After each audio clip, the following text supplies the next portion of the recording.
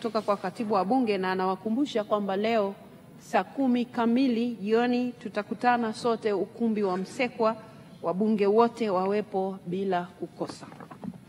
Mheshimiwa Bunge, upo mwongozo uliombwa na Mheshimiwa George Ranwell Mwanisongole kuhusu maswali yake ya nyongeza katika swali namba 336 kuhusu kutokujibiwa kikamilifu.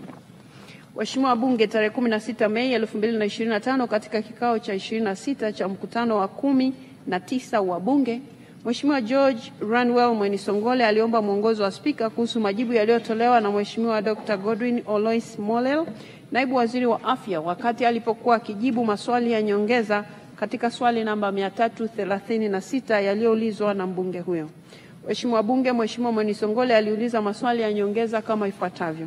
Swali la kwanza: sasa nini kauli ya serikali ya kuzitaka hizi zahanati, vituo vya afya na hospitali ambazo zinatoza wakina mama kinyume na sera yetu ya mwaka 2007? Swali la pili: sasa hivi mama akienda kujifungua anaambiwa lete nyuzi, lete drip, lete gloves, na hivyo vifaa sio vyote vinatumika na vikibaki vinabaki kule hospitali. Sasa nini kauli ya serikali kuhakikisha hilo jambo haliendelei? Mheshimiwa Bunge, wakati anatoa majibu ya maswali hayo ya nyongeza, Mheshimiwa Naibu Waziri alieleza kwamba sera ya afya ya mwaka 2007 inatumika na ndio inatoa mwongozo wa utoaji wa huduma za afya nchini. Hivyo alimtoa wasiwasi Mheshimiwa Mbunge ikiwa ana hofu kwamba sera hiyo haizingatiwi. Vile vile Mheshimiwa Naibu Waziri alieleza kwamba mahitaji ya fedha za kununua dawa na vifaa tiba ni makubwa ukilinganisha na fedha ambazo zimekuwa zinapitishwa na Bunge. Aidha, alifafanua zaidi kwamba mahitaji ya bajeti ya kununua dawa ni shilingi bilioni 227 na bajeti inayopitishwa na Bunge ni shilingi bilioni 200 kwa ununuzi wa dawa pekee. Kutokana na hali hiyo, utoaji wa huduma ya afya bure kwa wakina mama wajawazito imekuwa ikikabiliwa na changamoto hiyo ya kifedha. Mheshimiwa Bunge, zaidi ya changamoto hiyo, Mheshimiwa Naibu Waziri alieleza kwamba zipo changamoto zingine zinazokabili utoaji wa huduma za afya kwa wakina mama wajawazito katika hospitali, vituo vya afya na zahanati. Changamoto hizo zinatokana na upungufu katika usimamizi wa kibajeti na kiutawala, kama vile utoaji wa makadirio ya chini ya uhitaji wa dawa kuliko uhalisia, fedha zinazokasimiwa kununua vifaa kutotumiwa na kushindwa kutumia fedha zilizopo. Mheshimiwa Bunge, kuhusu changamoto iliyodokezwa na Mheshimiwa Mwanisongole kwamba wapo baadhi ya wakina mama wajawazito wanaotakiwa na hospitali, vituo vya afya na zahanati kupeleka vifaa kwa ajili ya huduma ya uzazi kama vile nyuzi, drip na gloves au vifaa vingine, na vifaa hivyo sio vyote vinavyotumika na vikibaki vinabaki hospitali. Mheshimiwa Naibu Waziri alieleza kwamba ingefaa hospitali, kituo cha afya au zahanati husika zijulikane ili kuweza kubaini chanzo cha tatizo na kujua namna ya kutatua. Mheshimiwa Bunge, baada ya majibu hayo Mheshimiwa Naibu Waziri, Mheshimiwa Mwanisongole alitumia kanuni ya 53 ya kanuni za kudumu za Bunge kwa kueleza kwamba hajaridhishwa na majibu yaliyotolewa, hivyo aliomba mwongozo wa Spika.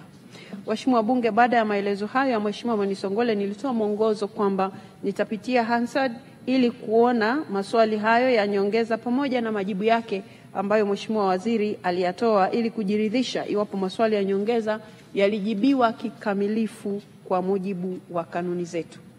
Mheshimiwa Bunge, nimepitia Hansard na nimeona kwamba Mheshimiwa Mwanisongole alitaka kujua iwapo sera ya afya ya mwaka 2007 bado inatekelezwa. Vile vile alitaka kupata kauli ya serikali kuhusu kwa nini wakina mama wajawazito wanaotakiwa kupata huduma bila malipo hutakiwa na hospitali, vituo vya afya na zahanati kila wanapokwenda kujifungua kwenda na nyuzi, drip za maji na gloves, na vifaa hivyo sio vyote vinatumika na vinabaki kuachwa hospitali. Mheshimiwa Mwanisongole alieleza kwamba majibu ya maswali hayo ya nyongeza hayakuwa ya kuridhisha. Mheshimiwa wabunge, Hansard zinaonyesha wakati Mheshimiwa Naibu Waziri akijibu maswali ya nyongeza alimtoa wasiwasi Mheshimiwa Mwanisongole aliyekuwa na hofu kwamba sera ya afya haitumiki. Mheshimiwa Naibu Waziri alifafanua kwamba sera ya afya ya mwaka 2007 ipo na ndio inayoongoza utoaji wa huduma za afya nchini katika hospitali, vituo vya afya na zahanati. Mheshimiwa Bunge, kwa upande mwingine, Mheshimiwa Naibu Waziri alitoa ufafanuzi kuhusu suala la wakina mama wajawazito kutakiwa na hospitali, vituo vya afya na zahanati kupeleka nyuzi, drip za maji na gloves, tofauti na tamko la sera ya afya, na vifaa hivyo kutorejeshwa kwa wahusika mara baada ya matibabu. Mheshimiwa Naibu Waziri alisema ni vema hospitali, vituo vya afya na zahanati zinazotoa maelekezo hayo ya kupeleka vifaa na kutorejesha vifaa vinavyobaki zijulikane ili kujua chanzo na namna nzuri ya kuondokana na changamoto hiyo. Waheshimiwa wabunge, Mheshimiwa Naibu Waziri alieleza zaidi kuwa zipo changamoto nyingine mbalimbali ambazo wizara inapitia katika utekelezaji wa sera ya afya, ambayo ni ufinyu wa budget, tatizo la uongozi, makadirio ya chini ya mahitaji ya dawa, kutonunua dawa zinazohitajika kwa wakati na kuwa na fedha ambazo hazitumiwi kununua dawa. Mheshimiwa Naibu Waziri alitoa mfano wa hospitali ya wilaya iliyopo katika jimbo la Mheshimiwa Mwenisongole, ambapo walibaini changamoto hizo walipofanya ziara ya pamoja. Hivyo alieleza kwamba hospitali, vituo vya afya na zahanati hizo zikijulikana, itakuwa rahisi kujua chanzo cha tatizo na ufumbuzi wake. Waheshimiwa wabunge, pia nimepata fursa ya kupitia sera ya afya ya mwaka 2007 ambayo pamoja na mambo mengine katika kipengele cha 5.3.4 kinatoa mwongozo wa afya ya mama na mtoto. Katika kipengele hicho sehemu ya namba za Kirumi 1, 2, 3, sera hiyo inatoa tamko kwamba serikali itatoa huduma ya afya bila malipo kwa wanawake wajawazito, watumiaji wa huduma za uzazi wa mpango na watoto wenye umri chini ya miaka 5.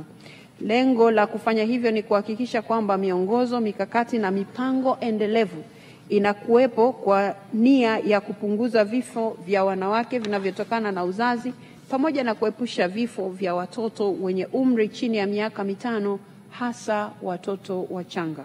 Waheshimiwa wabunge, baada ya uchambuzi huo na kama ilivyoelezwa na Mheshimiwa Naibu Waziri wa Afya, naamini kwamba si rahisi kwa hospitali, vituo vya afya na zahanati zote hapa nchini kwa ujumla wake kutaka wakina mama wajawazito kupeleka nyuzi, drip za maji na gloves wakati wa kujifungua. Hivyo ni muhimu serikali kufanyia kazi changamoto katika suala hili ili hospitali, vituo vya afya na zahanati zenye utaratibu wa kudai wakina mama wajawazito kupeleka vifaa zijulikane na changamoto zilizopo zibainishwe na kutatuliwa ili kuwezesha wakina mama wajawazito kupata huduma bila malipo, jambo ambalo ndio matamanio ya serikali. Waheshimiwa wabunge, baada ya ufafanuzi huo, mwongozo wangu ni kuwa nimejiridhisha kwamba majibu ya Mheshimiwa Naibu Waziri wa Afya yalikuwa yanajitosheleza kama inavyotakiwa na kanuni ya 53. Kwa hiyo waheshimiwa wabunge, huo ndio mwongozo wangu, na sasa tutaendelea na ratiba iliyo mbele yetu.